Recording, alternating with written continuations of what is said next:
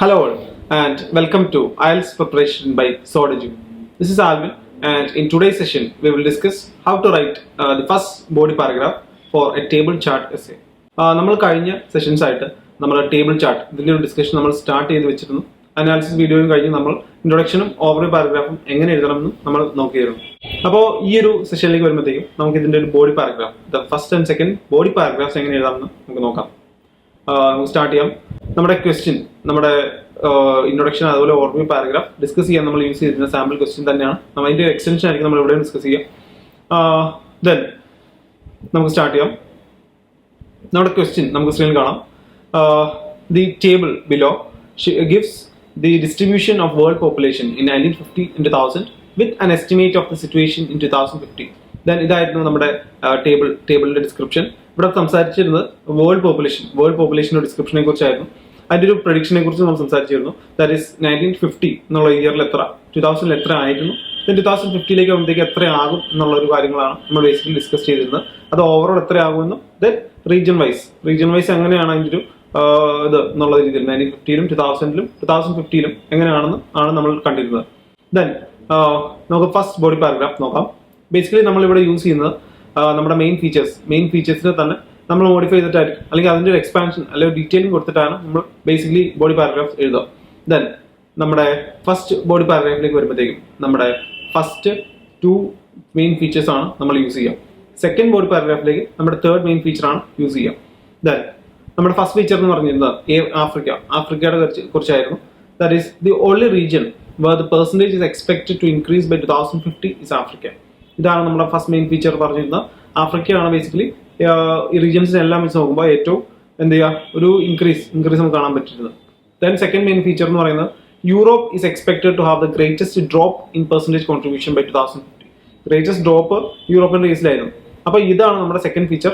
Okay, അപ്പോൾ നമ്മൾ basically ഈ രണ്ട് മെയിൻ ഫീച്ചറിന്റെ ഒരു ഡീറ്റെയിൽ എക്സ്പ്ലനേഷൻ ആയിരിക്കും ഫസ്റ്റ് ബോഡി പാരഗ്രാഫിൽ നടത്തുക. നമ്മുടെ ഫസ്റ്റ് ബോഡി പാരഗ്രാഫ് സ്ക്രീനിൽ കാണാം. From a relatively small percentage contribution of 9% in 1950, the people of Africa are forecast to make up a fifth of the total world population by 2050. This is almost a reversal of the situation for Europe, which stood at 22% in 1950 and is expected to continue its steady decline to reach just 7% in 2050. അപ്പോൾ ഇതാണ് നമ്മുടെ first body paragraph. ഇവിടെ സംസാരിക്കുന്ന ഇതൊക്കെ നോക്കുക. എന്താണ് നമ്മൾ ചെയ്യുന്നത്? Detailing of first and second main feature. That is ആഫ്രിക്കയുടെ ഒരു കേസും യൂറോപ്പിന്റെ ഒരു കേസിനെയും ഡീറ്റെയിലിംഗ് ആണ് നമ്മൾ സംസാരിക്കുന്നത്. ദെൻ ഓൾറെഡി നമ്മൾ ഓവറി പാരഗ്രാഫിൽ നമ്മൾ പറഞ്ഞിരുന്നു ഇത് രണ്ടും ഒരു ഓപ്പോസിറ്റ് ട്രെൻഡ് ആണ് കാണിക്കുന്നത്. അതുകൊണ്ട് തന്നെ നമ്മൾ ഇവരെ ക്ലബ് ചെയ്തിട്ട് പല കോൺട്രാസ്റ്റിംഗ് വേർഡ്സ് അങ്ങനത്തെ കണക്ടേഴ്സ് യൂസ് ചെയ്തിട്ടാണ് നമ്മൾ ഈ ഒരു പാരഗ്രാഫ് ഫ്രെയിം ചെയ്തിരിക്കുന്നത്. എങ്ങനെയാണ് എഴുതിക്കുന്നത്? From a relatively small percentage contribution. അപ്പൊ അങ്ങനെ ആ ഒരു വേർഡ്സ് ഒക്കെ ശ്രദ്ധിക്കാം. റിലേറ്റീവ്ലി സ്മോൾ പെർസെൻറ്റേജ് ഒക്കെ നമ്മൾ യൂസ് ചെയ്തു. Then നമ്മുടെ പെർസെൻറ്റേജ് മെൻഷൻ ചെയ്തു, that is 9% in 1950. Then the people of Africa are forecast to make up. അതൊക്കെ നല്ല വർക്കുകളാണ്. ദെൻ ബേസിക്കലി ഒരു 20% എന്ന് പറയാണ്ട് നമ്മൾ എ ഫിഫ്ത്ത് ഓഫ് നമ്മൾ യൂസ് ചെയ്തു. That is 2/3 of, A fifth of, A quarter of എന്നൊക്കെ നമ്മൾ മാത്തമാറ്റിക്കൽ ഫിഗേഴ്സിന് പകരം യൂസ് ചെയ്യുന്നത് വളരെ യൂസ്ഫുൾ ആണ്, അല്ലെങ്കിൽ വളരെ എന്താണ് നമ്മുടെ ബാൻഡ് സ്കോറിനെ കൂട്ടാൻ സഹായിക്കുന്ന കുറച്ച് കാര്യങ്ങളാണ്. ദെൻ പ്രൊഡിക്ഷൻ നമ്മൾ സംസാരിച്ചു, ദാറ്റ് ഈസ് ബൈ 2050 നമ്മൾ സംസാരിച്ചു. Then it's almost a reversal of situation. അപ്പോൾ യൂറോപ്പിന്റെ കേസ് നമ്മൾ തിരിഞ്ഞ് സംസാരിക്കുകയാണ്. എന്നിട്ട് ആ ഒരു കോൺട്രാസ്റ്റിംഗ് എങ്ങനെയാണ് ഇത് കോൺട്രാസ്റ്റ് ചെയ്യുന്നത് നമ്മൾ സംസാരിക്കുകയാണ്. That is this is almost a reversal of the situation നമ്മൾ സംസാരിച്ചു. Then which stood at 22% in 1950. Then നമ്മുടെ പ്രൊഡിക്ഷനെ കുറിച്ച് സംസാരിക്കുന്നു. That is expected to continue its steady decline to reach just 7% in 2050. അപ്പോൾ ഇതാണ് നമ്മുടെ ഫസ്റ്റ് ബോഡി പാരഗ്രാഫ്. ബേസിക്കലി നമ്മളിവിടെ സംസാരിച്ചത് ഫസ്റ്റ് ആൻഡ് സെക്കൻഡ് മെയിൻ ഫീച്ചേഴ്സിനെ കുറിച്ചായിരുന്നു. ദെൻ നമുക്ക് സെക്കൻഡ് ബോഡി പാരഗ്രാഫ് നോക്കാം. സെക്കൻഡ് ബോഡി പാരഗ്രാഫിലേക്ക് നമ്മൾ കൂടുതലും ഡീറ്റെയിൽ ചെയ്യുന്ന നമ്മുടെ തേർഡ് മെയിൻ ഫീച്ചറിനെ കുറിച്ചായിരിക്കും. That is discussion regarding Asia.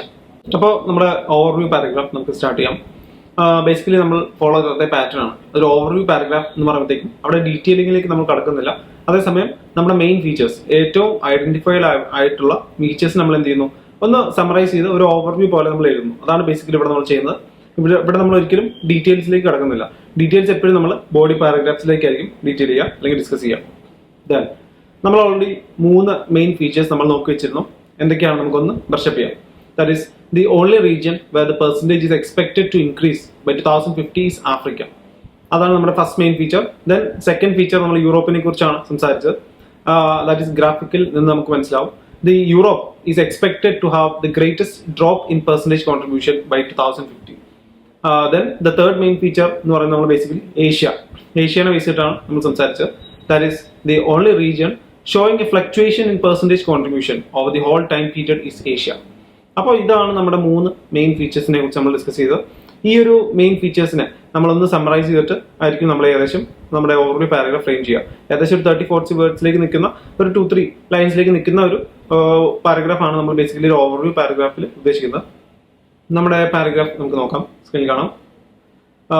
The only region where the percentage contribution is expected to increase by 2050 is Africa, while Europe is expected to have the greatest drop in proportion over the same time span. First sentence നമ്മൾ എന്താണ് ഇവിടെ പറയുന്നത്, basically ഒരു first main feature and second main feature club ചെയ്ത് നമ്മൾ സംസാരിക്കുകയാണ്. അതിന് compare ചെയ്തിട്ടാണ് സംസാരിക്കുന്നത്. അതൊരു കോൺട്രാസ്റ്റിംഗ്, അത് രണ്ടും കോൺട്രാസ്റ്റിംഗ് ആണ് എന്നുള്ളത് നമ്മൾ പറയുകയാണ്. അതായത് ആദ്യം നമ്മൾ സംസാരിച്ചു ആഫ്രിക്കയുടെ കാര്യം, അതായത് പെർസെന്റേജ് കോൺട്രിബ്യൂഷൻ എക്സ്പെക്റ്റഡ് ഇൻക്രീസ്, അത് ഉള്ള റീജിയൻ ആണ് നമ്മൾ സംസാരിച്ചു. ദെൻ വൈൽ എന്നുള്ള ഒരു കണക്ടർ, പ്രോപ്പർ കണക്ടർ വെച്ചിട്ട് നമ്മൾ കോൺട്രാസ്റ്റിംഗ് ഒരു സ്റ്റേറ്റ്മെന്റ് അവിടെ നടത്തി. ദാറ്റ് ഈസ് യൂറോപ്പിന്റെ കാര്യം നമ്മൾ സംസാരിച്ചു. യൂറോപ്പ് എന്ന് പറയുന്നത് ഗ്രേറ്റസ്റ്റ് ഡ്രോപ്പ് ആണെന്ന് നമ്മൾ സംസാരിച്ചു. In proportion over the same time span. അപ്പൊ അങ്ങനത്തെ കുറച്ച് നല്ല നല്ല വേർഡ്സ് ഒക്കെ യൂസ് ചെയ്ത് ഒരു പ്രോപ്പർ കമ്പാരിസൺ ആണ് നമ്മൾ നടത്തിയിരിക്കുന്നത്. ദെൻ സെക്കൻഡ് ലൈൻ നോക്കാം. The sole continent showing a fluctuation in percentage contribution of the 100-year period is Asia. Okay, അപ്പൊ നമ്മൾ സെക്കൻഡ് ലൈനിൽ നമ്മൾ ദി നെക്സ്റ്റ് ഫീച്ചർ നമ്മൾ സംസാരിക്കുന്നത് ദാറ്റ് ഈസ് ഏഷ്യയുടെ കാര്യം. ഏഷ്യ നമ്മൾ ഓൾറെഡി കണ്ടു. ഫ്ലക്ച്വേഷൻ ഉള്ളത് ബേസിക്കലി ഏഷ്യയിൽ മാത്രമാണ് എന്നാണ് നമ്മൾ കണ്ടിരുന്ന ഫീച്ചറിൽ. ദെൻ ഇങ്ങോട്ടേക്ക് വന്നപ്പോഴത്തേക്കും നമ്മൾ എങ്ങനെയാണ് ആ സെന്റൻസ് ഫ്രെയിം ചെയ്തിരിക്കുന്നത് നോക്കാം. The sole continent. അപ്പോൾ ഇങ്ങനത്തെ വേർഡ്സ് ഒക്കെ നമ്മൾ യൂസ് ചെയ്തിരിക്കുന്നുണ്ട്. സോൾ കോണ്ടിനെന്റ് അത് മാത്രമാണ് ഇത് ഫ്ലക്ച്വേഷൻ കാണിക്കുന്നു എന്ന് പറയാനായിട്ടാണ് നമ്മൾ യൂസ് ചെയ്തിരിക്കുന്നത്. Then showing a fluctuation in percentage contribution over the 100-year period is Asia. അപ്പൊ ആ ഒരു ടൈം പീരിയഡ്, ഓക്കെ, 1950 to 2050 എന്നുള്ള ഒരു 100-year ടൈം പീരിയഡ് ആണ് എന്നൊക്കെ ചിന്തിച്ചിട്ട് വേണം നമ്മൾ ഇങ്ങനത്തെ ഒരു, എന്നാൽ മാത്രമാണ് നമ്മൾ ഇങ്ങനെയൊക്കെ എഴുതാൻ കിട്ടുക. അപ്പോൾ അവർ പ്രോപ്പർ ആയിട്ടൊരു ഓവർവ്യൂ പാരഗ്രാഫ് ഒക്കെ ഇങ്ങനെയാണ് നമ്മൾ എഴുതാം. ദെൻ 2 സെന്റൻസ് ആണ് ഇവിടെ ഉണ്ടാകുന്നത്. അപ്പോൾ ബേസിക്കലി നമ്മുടെ 3 മെയിൻ ഫീച്ചേഴ്സിനെ നമ്മൾ ടച്ച് ചെയ്തിട്ടുണ്ട്. അതായത് കോൺട്രാസ്റ്റിംഗ് ആയിട്ടുള്ള 2 കാര്യങ്ങൾ നമ്മൾ ഒരുമിച്ച് സംസാരിച്ചു. ദ തേർഡ് വൺ നമ്മൾ ഇൻഡിപെൻഡന്റ്ലി കാണിച്ചു. അപ്പോൾ ഇതാണ് നമ്മുടെ ഓവർവ്യൂ പാരഗ്രാഫ്. നമുക്ക് ബാക്കി discussions, that is body paragraphs എങ്ങനെ എഴുതാമെന്ന് നമുക്ക് നെക്സ്റ്റ് വീഡിയോയിൽ ഡിസ്കസ് ചെയ്യാം. Thank you.